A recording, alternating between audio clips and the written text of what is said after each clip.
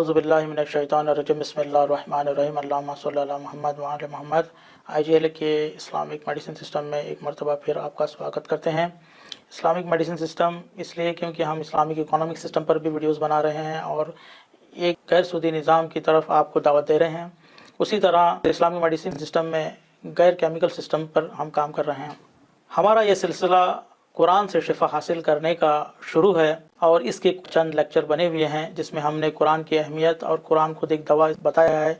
और फिर एक एपिसोड में हमने बताया कि सूरह हमद क्या फजीलत रखता है, कितनी मरतबा पढ़ना है, और उसी तरीके से सिलसिला जारी है। और लास्ट हमारा एपिसोड था, वो सब आप देख सकते हैं हमारे लिंक में। हमारे चैनल को सब्सक्राइब करिए और इस तरह के एपिसोड जल्द से जल्द आप पाने के लिए बेल आइकन भी दबाएं। और इस तरीके से आप सिलसिलेवार अगर देखते रहेंगे तो आपको बहुत सी मालूमात हासिल होगी इस्लामिक मेडिसिन सिस्टम के मुतालिक और तिब्बे मासूमीन के मुतालिक। तो यहाँ पर हमारा जो सिलसिला शुरू है कुरान से शिफा हासिल करने का, उसमें सूरह अनाम के मुतालिक हमने लास्ट टाइम बताया था। आज हम सूरह यासीन के मुतालिक फरमाएंगे।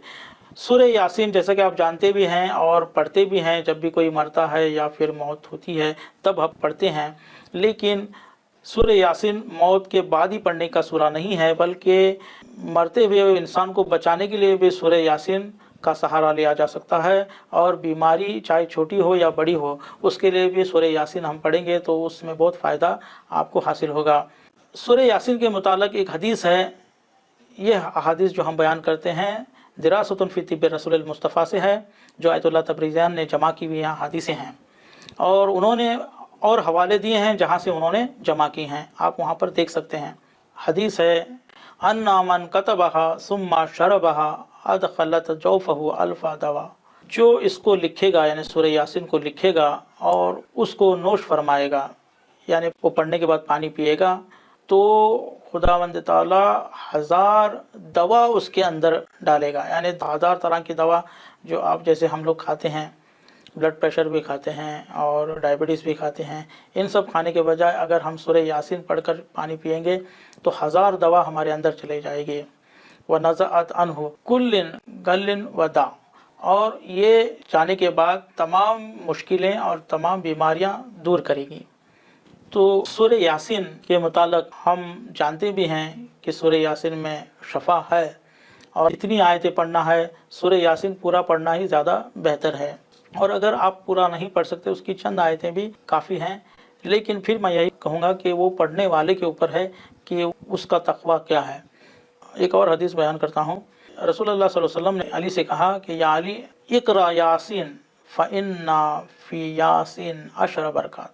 अय अली यासीन पढ़ा करो, यासीन में 10 बरक़ात हैं। तो यहाँ पर जो इसको पढ़ेगा वो एक तो भूखा नहीं रहेगा, प्यासा नहीं रहेगा और बरहना नहीं रहेगा। उसी तरह अगर वो बैचलर है यानी उसकी शादी नहीं हो रही तो उसकी शादी हो जाएगी। वला खाइफुन इल्ला अमान, वो अगर खौफज़दा है तो उसको अमान मिलेगी। वला मरीज़ुन इल्ला बरीउन, और कोई बीमारी उसके अंदर नहीं रहेगी मगर वो उससे बरी हो जाएगा।